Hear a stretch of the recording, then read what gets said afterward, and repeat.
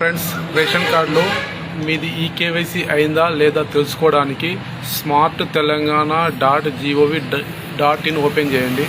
అందులో first website AEPDS open చేయండి. తర్వాత అందులో బెనిఫిషరీ డీటెయిల్స్ ఓపెన్ చేయండి. ఇక్కడ జూలై మంత్ 2026 మీ రేషన్ కార్డ్ నెంబర్ ఎంట్రీ చేయండి. తర్వాత ఇక్కడ క్యాప్చర్ ఎంట్రీ చేయండి.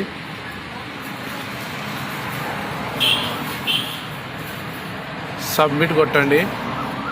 ఇప్పుడు ఇక్కడ మీ పేరు, మీ ఆధార్ కార్డ్ నెంబర్ వస్తుంది. అదేవిధంగా ఆధార్ సీడ్ అయ్యి ఈకేవైసీ అయిపోతే సీడెడ్ అని వస్తుంది. మీరు చేసిన ట్రాన్సాక్షన్ మొత్తం కనబడుతుంది.